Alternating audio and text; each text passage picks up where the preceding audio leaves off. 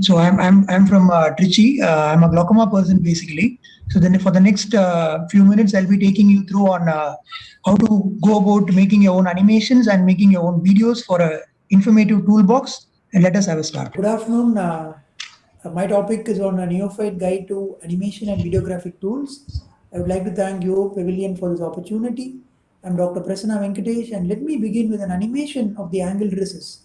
So, most of the animations all have been made by us, and I'll try to focus on a particular topic of gonioscopy and explore animations and videos as we go. So you see that when we communicate to the patient or when we communicate to the trainee, we really don't know whether they fully understood what we really said them. So that is where I feel metaphorical conceptual learning is very important, because first we show them the animation, then we show them all the structures in the animation, and then we take them into the clinical scenario. As you can see a video on your right hand side, then we will be able to make them understand the concepts really better. As you can see, posteriorly we have the root of iris, ciliary body bands, scleral spur, trabecular meshwork, and the Schwalbe's line anteriorly. So the commonly encountered difficulties such as iris process on your left hand side, they are shown as animations. The peripheral anterior synechiae on your right hand side at various levels can be shown in animations first, and making them understand the concept of this disease pathology. Then when we take them into real-time scenarios, they can appreciate how really an iris process looks. So that really works well. And on the right hand side, you can see the peripheral anterior synechiae. So this is how I feel it can be, things can be taught to the residents or fellows, which makes it more simpler.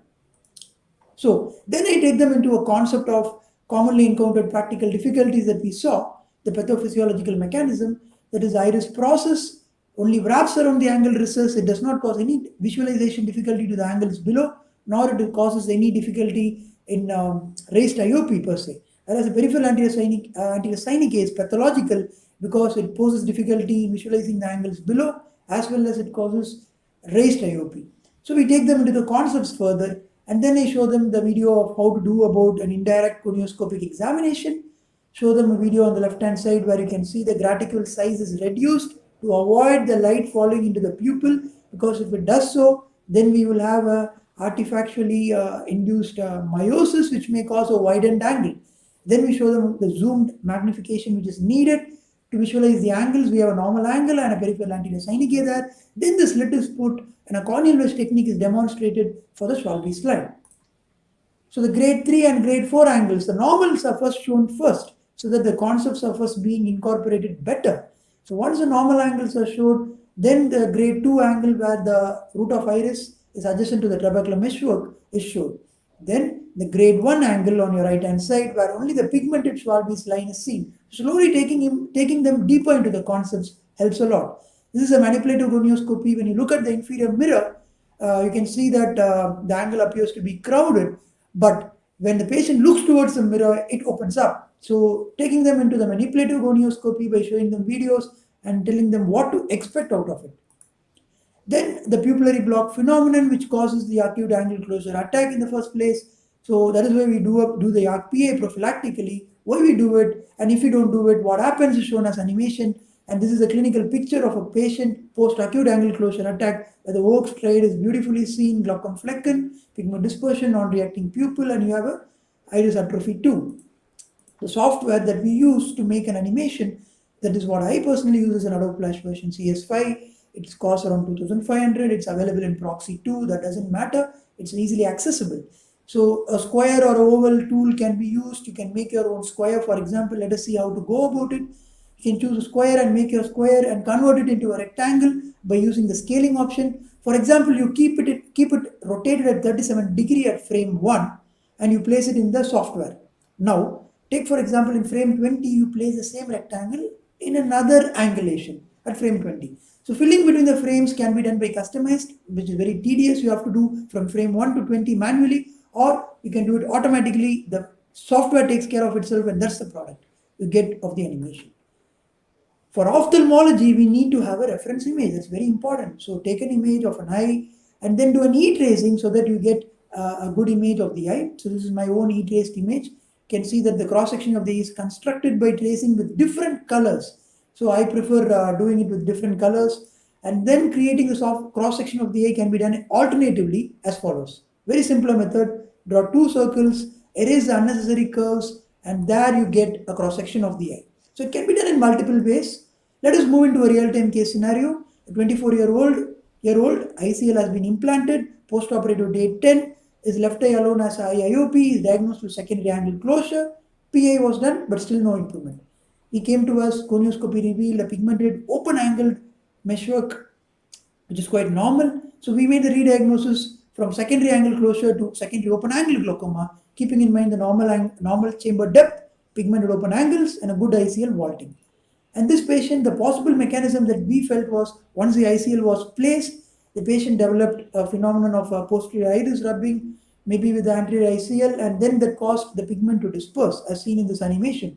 So this animation was created, the patient can be counseled with it, the trainees can be taught, and you can see the pigment dispersing and falling into the trabecular meshwork, causing an occlusion and secondary open angle glaucoma.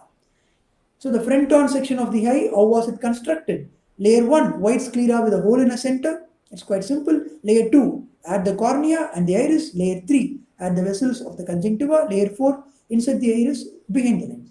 So that's how we went about going about it. So each layer can be placed one above the other. So this is called the scientific screenplay.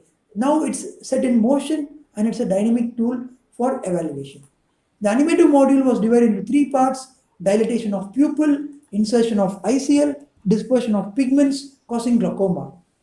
So as you can see here, the three part of the animation module is divided, and let us see first how we can dilate the pupil. So we just need to enlarge the central circle larger. So creating the circular pupil can be done with a motion tween tool, where you just need to use it and make sure you enlarge it from frame 1 to frame 80 in this scenario. So frame 1 you have a small pupil, in frame 80 you need a larger pupil. So in the software what we need to do is you just enlarge the pupil by enlarging the circle. Similarly, the visual sequence of ICL implantation is as follows, and in the software similar sequences are employed in different frames. Now the zoom part of it, you zoom without pixelating. That is very difficult, but by vector analysis, the vector based animation softwares, you get a beautiful zoom where there is no pixelation. And finally we add the pigments. Each pigment had to be added separately. You see there are multiple layers there which we need to work on, which is quite tedious. So the finished product somewhat looks like this, which we already saw. So I'll just show it to you once again. So once the ICL is placed, you can see the rubbing of the iris causing the pigment dispersion. So how to make the pigments move faster? Selecting the number of frames is the key. If you have 5 frames, it moves faster. If you have 10 frames from point A to point B, it moves slower. You see, let us see an animation of that too. See, from 5 frames, it moves very faster. But when you have a 10 frame, you can see how slow it moves from point A to point B. So that's the beauty about animative learning. It's quite interesting actually. Isn't every situation special from a glaucomatologist point of view? PXF, you have sample assist line, angle recession where you have a ciliary body band broadening with iris process tone, and in anaridic patients you have rudimentary iris stump. All these are our videos which we used to show for teaching. Animative teaching, we have SLT versus ALT. Sometimes these concepts need to be taught animatically, where you can show the ALT and the SLT. The spot size you can see in ALT, it's smaller. It is positioned between the pigmented trabecular meshwork and the non-pigmented trabecular meshwork, whereas in SLT the spot size is much more bigger. And this is an eye with normal angle. Then we show an eye with oppositional angles. As you can see here, the eyes with oppositional angle. Then we show them the laser which is done. And you can see once the laser is done, it opens up. I just show it again. Yeah, there it is. So, and then we show them not only the side angle view, we show them the front on view where how the 24 spots are placed over 360 degrees. And then we show them the gonioscopic view and how you place the laser, and you can see how it opens up beautifully. So we just make sure we show them every view possible so that they can understand the concepts much better. And then surgical scenarios, if IFEMA is there post trabeculectomy, first you should note a bleeding from the PI, because sometimes if you fail to note a peripheral anterior synechiae there and you do a PI there, then it may tend to bleed. So there you can see the bleeding is from the PI. This is a patent ostium on the left hand side, and this is a blocked ostium on your right hand side with pigments. So all these are surgical videos which you can show them to prime and train them. And this is one of the videos which is actually mimicking an older procedure called Heredin-Kleis's, where one root of the iris is actually into the ostium. So animative metaphorical learning is the future, and in the future we are going to have a lot of e-counseling stations and a lot of e-stations for teaching the youngsters. So Most of my videos are there in my YouTube channel. Feel free to visit it. I think you'll find it useful. Thanks for the opportunity once